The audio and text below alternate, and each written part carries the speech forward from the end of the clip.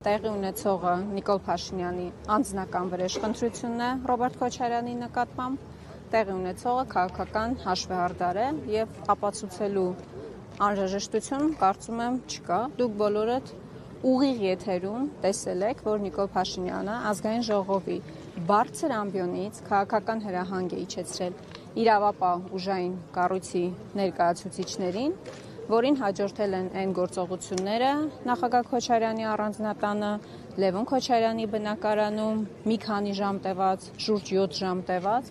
եւ դրան հաջորդել է դատախազության եւ հակակոռուպցիոն կոմիտեի համապատասխան հաղորդագրությունները, բայց ես ձեր եւ մեր հանրության ուշադրությունը այլ հարցի վրա եմ ուզում կենտրոնացնել, թե ինչով է պայմանավորված եւ նախընտրական շրջանում սկսված այդ հետապնդումները քաղաքական ընդդիմախոսների նկատմամբ, քաղաքական հիմնական դերակատարների նկատմամբ եւ ինչով է պայմանավորված այն սաստկացումը այդ հետապնդումների, որին ականատես ենք լինում մենք հետընտրական շրջանում, որովհետեւ սովորաբար նախընտրական շրջանում են ավելի այսպես իշխանությունները չարաշահում իրենց դիրքն ու լիազորությունները եւ քաղաքական հետապնդումներ իրականացնում ընդդիմախոսների նկատմամբ շատ պարզ մի պատճառով առաջիկայում Նիկոլ Փաշինյանը զիջումներ է իրականացնելու, ցավոտ զիջումներ է իրականացնելու եւ դրա համար նրան անհրաժեշտ է ընդդիմադիր բոլոր կամ ընդդիմադիր հիմնական խաղացողներին քաղաքականապես ոչնչացնելը իր պատկերացմամբ ժողովրդին ավելի հեշտ մատուցելու համար այն զիջումները, որոնք ինքը պատրաստվում է իրականացնել եւ պետք է ասեմ, որ որոնց մասին ինքը բաց տեքստով խոսում է։ Դուք մեկ ամիս առաջ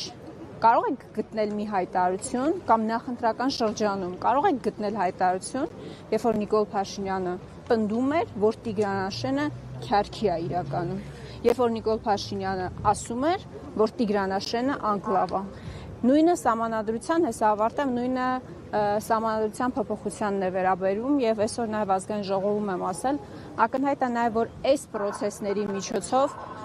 փորձում են այսպես դատաիրավական բարեփոխումների սոուսով մատուցել սահմանադրության հնարավոր փոփոխությունը, բայց իրականում դա ակնհայտորեն Իլհամ Ալիևի պահանջն է եւ ինքը պատրաստվում է հերթական պահանջը բավարարել։ Խամոյան,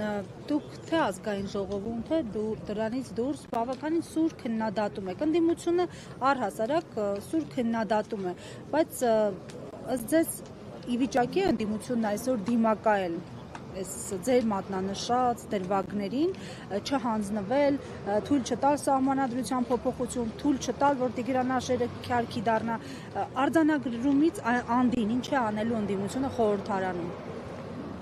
Նախ ես ուզում եմ ասել, որ ընդդիմության պայքարի արդյունքն է, որ Նիկոլ Փաշինյանը մեկ ամսում կամ մեկ տարում չի իրականացրել այն բոլոր զիջումները, որոնք ինքը որ պատկերացրել է եւ Իլհամ Ալիևի պահանջով ցանկությամբ պետք է որ կատարեր, չզիջելու մասով ես կարծում եմ նաեւ նախագահ Ռոբերտ Քոչարյանը դուք տեսել եք եւ մեր հանրությունը տեսել է եւ այստեղ ապացուցելու կարիք էլ չկա 2018 թվականից սկսած ապացուցել է, որ պայքարելու է, որ չի նահանջելու եւ իր դիրքերը չի լքելու։ Սա կարծում եմ որևէ մեկի մոտ կասկածի տեղիք տալ չի կարող, որովհետեւ 18 թվականին չնայած բազմաթիվ մեսիջներին, բազմաթիվ ակնարկներին, որ կարող է չվերադառնալ, իրեն չեն կալանավորելու, ինքը միևնույն է վտանգ է զգացել հայրենիքի հանդեպ պարտքը իրեն թույլ չի տվել չվերադառնալ։ Ինքը վերադարձել է, պայքարել է եւ այս տարիների ընթացքում մի քանի անգամ կալանավորվել է, բայց միևնույնն է չի նահանջել։ Ես մեր մասով կարող եմ ասել, այս գործողությունները գիտեք նաեւ ուղղված են ընդդիմադիր падգամավորների դեմ, առաջիկա